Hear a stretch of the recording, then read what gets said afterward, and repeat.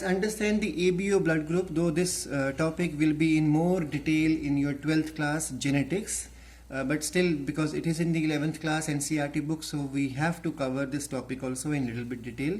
So the ABO blood group, the antigen present on the surface of the RBC, its formation is controlled by a gene which is represented as capital I or small I, because if you remember in the 10th you have done that tallness and dwarfness is controlled by capital T and small t. So in the same manner, formation of antigen is controlled by capital I, and no antigen formation is done by the small I. So small I is recessive and capital I is dominant, just the way you have learned in the 10th class. So antigens present on the surface of RBC are controlled by the gene. That gene is called as isoagglutinin gene. That's why I, capital I. And this gene is present on chromosome number 9. So remember, chromosome number 9 carries this gene. Now there are like in 10th you have done, capital T and small t are the two forms of gene which control height. Now in the same manner, scientists have discovered that the gene which controls the blood group or the antigen formation on the RBC surface is of 3 types. So there are how many alleles or forms of it? 3, and those forms are capital IA, capital IB, and you can write it as capital IO, otherwise you can mention it as the small I, because this one does not cause formation of antigen on the surface of RBC. So what exactly is this antigen? Let's see some of the biochemical detail. So on the surface of the RBC, this is the plasma membrane of the RBC, there are glycosphingolipids. Now these are the carbohydrates.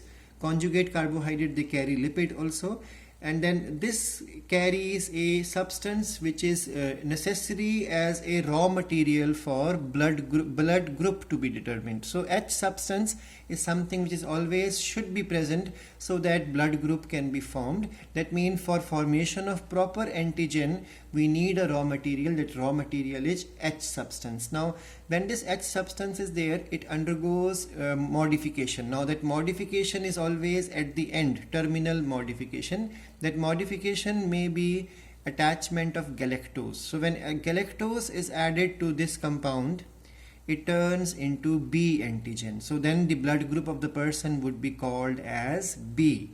And if the terminal addition is not of galactose but N-acetyl glucosamine, we have done this thing in the mucopolysaccharide, or if you remember the topic of carbohydrates, I have discussed these names there also in biomolecules chapter. So if this compound is present as the terminal addition, then the blood group would be called as A, because the antigen is called as the A antigen. Now if there is no antigen present on the surface, then the person is called as the O blood group.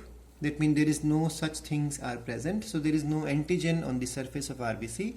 Now let's understand which one are maximum in a population generally. So 47% of the population carries O blood group, and then O blood group means there are no antigens present on the surface of RBC. Now let's understand another important component, that whenever we talk about antigen, we have to talk about antibodies also.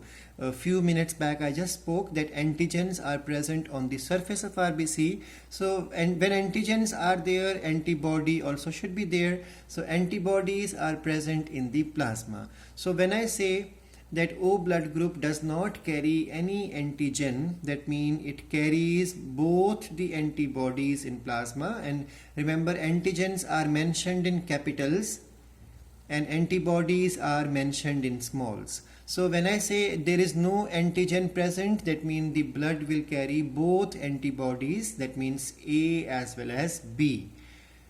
Now 41% carries A blood group. So A blood group is the one in which only antigen A is present on the surface of RBC, on the surface of RBC. So because antigen A is present, so the rule is what? Antigen and antibody should not be similar, because if they are similar, then blood clotting will happen and person may die. So if the blood group, if the antigen is A, then antibody present in plasma should be only small b. Now the next one, 9% of the population generally carries the B blood group, and B blood group means only antigen B is present on the surface of RBC, and in such a person, because antigen present on the surface is B, then the antibody present in the plasma would be small a. Now the last one, 3% of the population is AB blood group. Now AB blood group is the rare one, and this AB blood group, both antigens are present on the surface of RBC. From the name you can make out. Now because both antigens are present, so there is no antibody present in the plasma of such a person. Remember, the baseline is what? The antigen antibody should not match. If a person has A blood group, then he can never have A antibody. He can only have B antibody. If a person is of B blood group, then he will have only the A antibody, not the B antibody in the plasma. So definitely if both are present, then both the antibodies will be missing, and if none of them is present, then both antibodies will be present in the plasma of the person. Now remember that the father of this blood group system is Landsteiner, German scientist, and in 1900 he reported or discovered A blood group, B blood group and O blood group. That's why he is considered as the father of blood groups or blood group topic. And then his two scientists, D. Castilla and Stini, in 1902 they discovered or reported the presence of the AB blood group. Now in the junior classes you must have understood this much, that O is the universal donor and AB is the universal recipient or receiver. So let's understand this detail of the concept, because it is important to understand. This is the rule for the blood transfusion to be understood.